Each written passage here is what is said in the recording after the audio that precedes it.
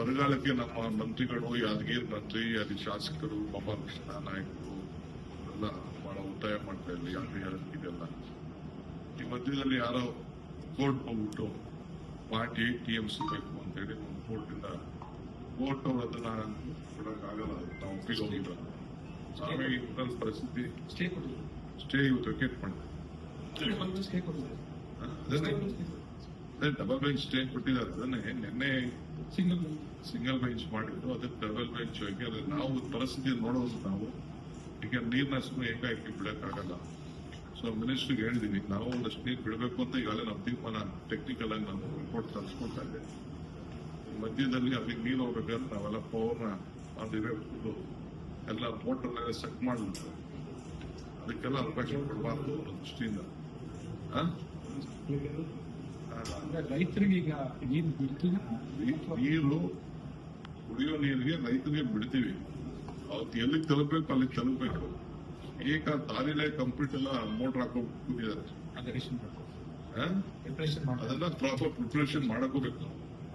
Preparation ಮಾಡಿ ಪವರ್ನೆಲ್ಲ ಆ ಕಡೆ ಈ ಕಡೆ ಎಲ್ಲ ನಿಲ್ಲಿಸಿ ಡೇ ಟೈಮಲ್ಲಿ ನೈಟ್ ಟೈಮಲ್ಲಿ ರಕ್ಷಣೆ ಮಾಡಬೇಕು. ಮಾಡಿ ಆ ನೀರು ತರಬೇಕು. ಬಿಟ್ಬಿಟ್ಟು ಅಲ್ಲಿ ನೀರು ಹೋಗ್ಲಿಲ್ಲ ಅಂತಂದ್ರೆ ತಿರ್ಗಾ ಕೇಳ್ತಾರೆ. ಈ ವರ್ಷ ನಮ್ಗೆ ನಾವು ಪ್ರಯಾರಿಟಿ ಅವೆಲ್ಲ ಎಕ್ಸಸ್ ಹಾಕೊಂಡಿದೆ. ರಾಯಚೂರು ಬೇರೆ ಫಸ್ಟ್ ನಮ್ಗೆ ಕುಡಿಯೋ ನೀರು ಡ್ರಿಂಕಿಂಗ್ ಪ್ರಯಾರಿಟಿ, ಅದನ್ನ ಗಮನದಲ್ಲಿ ಇಟ್ಕೊಂಡು ನಾವು ತೀರ್ಮಾನ ಮಾಡ್ತೀವಿ. ಇತ್ತೀಚೆಗೆ ತಮಿಳುನಾಡು ಪಾಲಿಟಿಕ್ಸ್ ಅವ್ರು ಮಾಡ್ತಾರೆ, ನಮ್ಮ ಪಾಲಿಟಿಕ್ಸ್ ನಾವು ಮಾಡ್ತೀವಿ.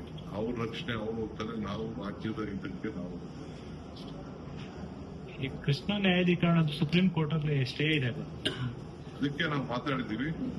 ಅದಕ್ಕೆ ಅವ್ರು ಕರೆದು ನಮ್ಮ ಹತ್ರ ಡೀಟೇಲ್ ಎಲ್ಲಾನು ಸೇರಿಸಿ ಕರೆಸಿ ಮೀಟಿಂಗ್ ಮಾಡ್ತೀವಿ ಅಂತ ಹೇಳಿದ್ದಾರೆ. ಯಾಕಂದ್ರೆ ಈ ಸೆಡ್ಯೂಲ್ಡ್ ಮ್ಯಾಟರ್ 524. ಸೊ ಅದಕ್ಕೆ ಒಂದು ಇಂಟರ್ನಲ್ ಮೀಟಿಂಗ್ ಮಾಡ್ತೀವಿ ಅಂತ ನಮ್ಮೆಲ್ಲ ಕರೆಸ್ತೀವಿ ಅಂತ ಆಶ್ವಾಸ. ಈಗ ಭೂಸ್ವಾಧೀನಕ್ಕೆ ಎಷ್ಟು ಬೇಕಾಗುತ್ತೆ? ಒಟ್ಟು ನಾವೆಲ್ಲ ಒನ್ ಟೈಮೇ ಮಾಡಬೇಕು ಅಂತ ತೀರ್ಮಾನ ಮಾಡಿದೀವಿ. ನಾವು ಮೀಟಿಂಗ್ ಮಾಡಿದ್ವಿ.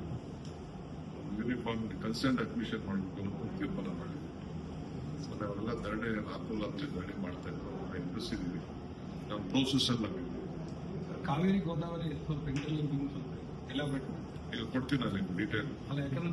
ಅದೇ ಎಷ್ಟು ಸಿಗುತ್ತೆ ನಮಗೆ ಕಡಿಮೆ ಅದು ನನಗೆ ಡೀಟೇಲ್ ನಿಮಗೆ ಕಡಿಮೆ ನೀರು ಹಂಚಿಕೆ ಆಗಿದೆ ರಾಜ್ಯಕ್ಕೆ. 10 TMC ಆಗಿದೆ, ಅಟ್ಲೀಸ್ಟ್